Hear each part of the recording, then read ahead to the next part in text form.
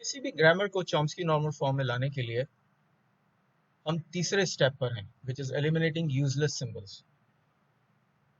तो पहले हमें ये मालूम करना है कि कौन से सिंबल्स यूजफुल हैं, उनके अलावा जितने भी सिंबल्स होंगे वो यूजलेस होंगे। ठीक है, सिंबल्स दो तरह के हैं, terminal symbols, non terminal symbols. यानी कि वो जिनको हम सिंपली टर्मिनल कहते हैं और वो जिनको हम वेरिएबल कहते हैं। तो किसी भी सिंबल के यूजफुल होने के लिए दो कंडीशंस, एक तो ये कि वो जनरेटिंग हो, दूसरा ये कि वो रीचेबल हो। अगर ये दोनों कंडीशंस मीट करती हैं तो वो यूजफुल सिंबल है, उसको हम अपनी ग्रामर में रखेंगे। अदरवाइज वो यूजलेस है और हम उससे उसको एलिमिनेट कर देंगे। तो सिंबल जो है वो जनरेटिंग उस वक्त होगा जब वो किसी भी वो लैंग्वेज के स्ट्रिंग को या पार्ट ऑफ द स्ट्रिंग को ड्राइव करवा रहा होगा any number of steps। ठीक है, if x drives w and w is a string or part of the string, then x is useful। ठीक है, ये पहली कंडीशन है। दूसरी कंडीशन ये है कि x अगर स्टार्ट सिंबल से ड्राइव करवाया जा रीचेबल है, ड्राइव करवाया जा सकता है, यानी कि रीचेबल है s से। अगर हम पार्स ट्री बनाते हैं s से, स्टार्ट सिंबल से, तो x तक हम पहुंच सकते हैं, तो फिर x जो है वो अगेन यूजफुल है। ये दोनों कंडीशंस अगर मीट की जाएंगी x के लिए तो फिर x जो है वो यूजफुल है। अदरवाइज इनमें से एक भी अगर मीट नहीं हो रही तो x यूजलेस हो जाएगा और उसको हम एलिमिनेट करेंगे। इसकी हम पहली एग्जांपल देखते हैं। पहली एग्जांपल बहुत ज्यादा सिंपल है। इसमें तीन प्रोडक्शन रूल्स हैं। दो प्रोडक्शन रूल्स s के हैं, एक कैपिटल A का है। ठीक है, s drives capital A capital B, S drives small a, capital A drives small b। सबसे पहले चेक करना है कि क्या सिंबल्स जनरेटिंग है या नहीं है, यानी कि हमने टर्मिनल्स को भी चेक करना है और वेरिएबल्स को भी चेक करना है। A and B generate themselves, क्योंकि हमने कहा कि अच्छा जनरेटिंग में ये चेक करना है कि कोई भी स्ट्रिंग या part of the string language का जनरेट हो रहा है या नहीं हो रहा।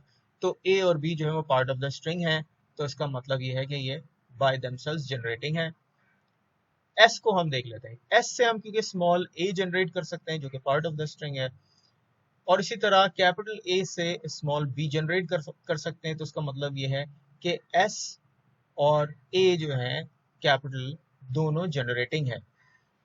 कैपिटल बी जो है वो कोई कोई स्ट्रिंग या part of the string generate नहीं करवा रहा। हमें यहाँ कोई प्रोडक्शन नजर नहीं आ रही जिसमें कैपिटल बी जो है वो स्ट्रिंग या पार्ट ऑफ द स्ट्रिंग को जनरेट करवाता हुआ नजर आ रहा है। तो इसका मतलब यह है कि बी जो है वो यूजफुल नहीं है। In other words B is useless. तो हम बी को रिमूव कर देंगे। पहले स्टेप में ही हमने पहले सब स्टेप में ही बी को रिमूव कर दिया। तो जब हम बॉडी में से बी को रिमूव कर रहे हैं तो उसका मतलब है कि ये वाली प्रोडक्शन ही, ये वाली पूरी बॉडी रिमूव हो जाएगी। तो एस ड्राइव्स स्मॉल ए ड्राइव्स स्मॉल बी, सिर्फ ये रह जाएगा। तो इसको हमने यहाँ पे राइट साइड पे लिख लिया। अगला स्टेप हमने रीचेबिलिटी चेक करनी है। तो अब जो कुछ बचा है यहाँ पे उसमें से रीचेबिलिटी चेक करनी है। हम दोनों स्टेप्स, इन दोनों स्टेप्स को इसी ऑर्डर में परफॉर्म करते हैं। पहले जनरेटिंग चेक करते हैं कौन कौन से सिंबल्स जनरेटिंग है, और फिर देखते हैं कौन कौन से सिंबल्स रीचेबल है, और जो जो नहीं होते उनको हर स्टेप में एलिमिनेट करते जाते हैं। तो अब जो ये दो प्रोडक्शन रूल्स बची हैं इसमें हम देख सकते हैं कि पहले को अगर हम देखें तो एस और स्मॉल ए दोनों रीचेबल है। रीचेबिलिटी हमें क्या बताती है, क्या स्टार्ट सिंबल से किसी भी सिंबल को, किसी भी दूसरे सिंबल को रीच किया जा सकता है नहीं, क्योंकि एस जो है वो बाय इटसेल्फ स्टार्ट सिंबल है तो वो रीचेबल है, और क्योंकि स्मॉल ए ड्राइव करवाया जा सकता है स्टार्ट सिंबल से तो स्मॉल ए भी रीचेबल है। दूसरे प्रोडक्शन रूल को देखते हैं, क्या कैपिटल ए रीचेबल है, स्टार्ट सिंबल से कैपिटल ए ड्राइव करवाया जा सकता है। तो ऐसी हमें कोई प्रोडक्शन रूल यहाँ पे मौजूद नहीं है जो कि एस से कैपिटल ए को ड्राइव करवा सके। इन अदर वर्ड्स ए जो है वो, कैपिटल ए जो है वो रीचेबल हो। इसी तरह स्मॉल बी भी जो है वो रीचेबल नहीं है। कोई ऐसी प्रोडक्शन नहीं है जो कि एस से in any number of steps B को जनरेट करवा सके। तो इसका मतलब यह है कि कैपिटल ए भी रीचेबल नहीं है और स्मॉल बी भी रीचेबल नहीं है। ये दोनों यूजलेस हैं, इनको हम एलिमिनेट कर देंगे। तो हम इनको एलिमिनेट कर देंगे तो इनकी बॉडी भी, बॉडी वाला पार्ट चला जाएगा, और क्योंकि यहाँ ए हेड में है कैपिटल ए तो वो भी चला जाएगा। तो इस तरह हमारे पास सिर्फ और सिर्फ एक प्रोडक्शन रूल रह जाएगा, S drives A. So we are left with S dry Z. Only one production of the grammar. एक ही ग्रामर, एक प्रोडक्शन रह गई हमारे पास. इसका मतलब है कि इस पूरी लैंग्वेज में सिर्फ एक ही स्ट्रिंग है जो कि A है.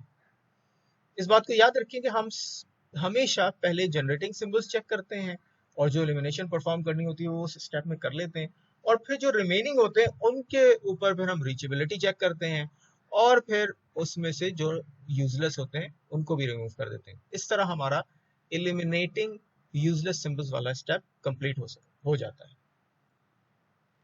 अब हम एक और एग्जांपल देखते हैं इसी सिंपलीफिकेशन स्टेप के.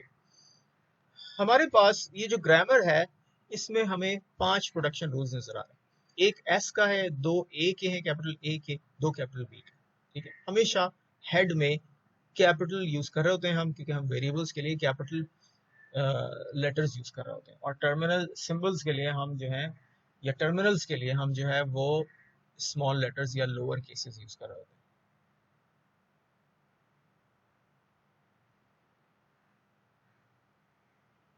अच्छा, हम थोड़ा आगे चले गए. ये जो एग्जांपल है, second example of eliminating useless symbols, इसमें हमारे पास एक्चुअली ये ग्रामर है. ठीक है, तो यानी कि हमारे पास जो टोटल प्रोडक्शन रूल्स हैं वो 1 2 3 4 5 6 7 8 9 है. ठीक है, 9 प्रोडक्शन रूल्स है. एस के 2 हैं, कैपिटल ए के 3 हैं, बी के 2 हैं और सी के 2 हैं. अब हमें सबसे पहले चेक करना है कि इनमें कौन कौन से सिंबल्स जनरेटिंग हैं. जो जनरेटिंग है उनको रहने देंगे, बाकी दूसरों को रिमूव कर देंगे. ए और बी क्योंकि टर्मिनल्स हैं तो वो जाहिर अपने आप को जनरेट करते हैं, उनको हम रखे रहने देंगे. कैपिटल ए जनरेट्स ए ए ए. ठीक है, क्योंकि ए जनरेट हो रहा है, क्योंकि रूल ये था कि किसी भी वेरिएबल से अगर हम स्ट्रिंग या पार्ट ऑफ द स्ट्रिंग को सिर्फ जनरेट करवा सकें. ठीक है, हम पिछली स्लाइड्स पे जाके रूल देखते हैं. ये रूल है कि x से अगर आप सिर्फ w क्या है, स्ट्रिंग या पार्ट ऑफ द स्ट्रिंग जो है उसको जनरेट करवा सकते हैं. तो ए क्योंकि कैपिटल ए को जनरेट करवा रहा है, ठीक है, जो कि स्ट्रिंग है. कैपिटल बी ए को जनरेट करवा रहा है, ठीक है, जो कि पार्ट ऑफ द स्ट्रिंग है. एस जो है वो ए को जनरेट करवा रहा है. ठीक है, एस ए को कैसे जनरेट करवा रहा है, एस से बी जनरेट हो रहा है. ठीक है, तो अगर बी की जगह हम ए लिख लें, ठीक है, दोनों बीस की जगह ए लिख लें, तो एस से हम ए जनरेट करवा रहे हैं. ठीक है, इन एनी नंबर ऑफ स्टेप्स. ये जो हमने रूल्स देखे थे, ये स्टार जो लगा हुआ है ये हमें ये बता रहा है कि डेरिवेशन में हो सकता है कि एक ही स्टेप में हो रही है, हो सकता है ज्यादा में भी हो रही है. ठीक है, तो यहाँ मल्टीपल स्टेप्स में एस से हम ए जनरेट करवा रहे हैं. तो इसका मतलब ये है कि एस भी जो है वो जनरेटिंग है. अब सी को देखें, क्या सी से हम कोई स्ट्रिंग या part of the string generate करवा रहे हैं. ठीक है, ठीक है, हम ए से ये जनरेट करवा रहे हैं, तो ए की जगह अगर हम ए लिख लें, लेकिन साथ में यहाँ भी सी मौजूद है और यहाँ भी सी मौजूद है, और कैपिटल सी की कोई और प्रोडक्शन है नहीं. तो इसका मतलब ये है कि बाय इटसेल्फ अलोन कोई स्ट्रिंग या part of the string generate नहीं हो रहा. ठीक है, हम इस रूल को जाके देखते हैं दोबारा कि जरूरी है कि पूरा पार्ट स्ट्रिंग हो. ठीक है, ऐसा ना हो कि इसके साथ कोई वेरिएबल आ रहा हो. तो यहाँ पे हम देख सकते हैं कि ए की जगह हम ये स्मॉल ए लिख लें, लेकिन ये सी अभी मौजूद है, इस सी की जगह हम कुछ और नहीं लिख सकते. ठीक है, इसी तरह यहाँ पे ए की जगह स्मॉल ए लिख लें, तो यहाँ सी के अलावा और कुछ नहीं लिख सकते. तो इसका मतलब ये है कि सी इज नॉट जनरेटिंग एनीथिंग. ठीक है, सी में हमेशा जब भी हम कुछ ड्राइव करवाने जाएंगे तो ये एक सी मौजूद रहेगा. तो C is not generating anything. That means C जो है वो यूजलेस है. C को हम एलिमिनेट कर देंगे. तो वो सारी प्रोडक्शंस जहां जहां C आ रहा होगा, जिस बॉडी में आ रहा होगा उसको रिमूव कर देंगे, जिस हेड में आ रहा होगा उसकी सारी प्रोडक्शंस रिमूव हो जाएंगी. ठीक है, तो यानी कि ये AC और ये C इटसेल्फ, ये पूरा ये जो है दोनों प्रोडक्शंस रिमूव हो जाएंगी. इसी तरह यहाँ पे ये वाली बीच वाली प्रोडक्शन रिमूव हो जाएगी क्योंकि यहाँ भी C आ रहा है. इसी तरह S के साथ ये वाली प्रोडक्शन रिमूव हो जाएगी जिसमें C आ रहा है. ठीक है, तो हमारे पास फिर बचा क्या, S की बी प्रोडक्शन रह गई, ये हमने नीचे लिख लिया. A की स्मॉल ए कैपिटल A और साथ साथ ए ये वाली प्रोडक्शन रह गई, ये हमने लिख लिया. और B की जो है वो बी और A है, तो उसको हमने यहाँ पे लिख लिया. ठीक है, अभी ये हमने सिर्फ जनरेटिंग वाला पार्ट चेक किया. अब हम रीचेबिलिटी वाला पार्ट चेक कर लेते हैं. तो ये हमारे पास पिछली स्लाइड से ये 5 प्रोडक्शन जो है वो बची हुई है. अब हम चेक कर रहे हैं कि इनमें से कौन कौन से सिंबल्स रीचेबल हैं। तो इस कैपिटल एस और कैपिटल बी रीचेबल हैं स्टार्ट सिंबल से। एस इस ग्रामर में स्टार्ट सिंबल है, तो कैपिटल बी और एस क्योंकि इट सेल्फ जो है वो स्टार्ट सिंबल है तो वो रीचेबल है। कैपिटल बी जो है वो यहाँ हम देख सकते हैं रीचेबल है। रीचेबिलिटी में हमें सिर्फ ये चेक करना होता है कि क्या वो वाला सिंबल जो है यहाँ पर मौजूद है या नहीं। इससे कोई फर्क नहीं पड़ता कि साथ में कुछ और है या नहीं। पिछली स्लाइड पे जाके दोबारा देखते हैं इस रूल को कि रीचेबिलिटी में एक्स स्टार्ट सिंबल से रीच किया जा सकता है और साथ में कोई और सिंबल्स भी हो सकते हैं, ठीक है, अल्फा और बीटा यहाँ पे मौजूद है। जबकि जनरेटिंग में हम सिर्फ ये देख रहे होते हैं कि स्ट्रिंग या part of the string he generate किया जा रहा हो, उसके साथ कोई और वेरिएबल नहीं हो सकता, ठीक है। तो सेकंड स्टेप में उस सिंबल के साथ कुछ और भी हो सकता है। तो हम वापस अपनी एग्जांपल पे जा रहे हैं। तो एस और बी जो है वो रीचेबल हैं। इसी तरह capital A, small A and small B जो है वो रीचेबल है एस से बी के थ्रू, ठीक है। तो एस से क्योंकि बी जनरेट करवाया जा सकता है, बी की जगह जो है वो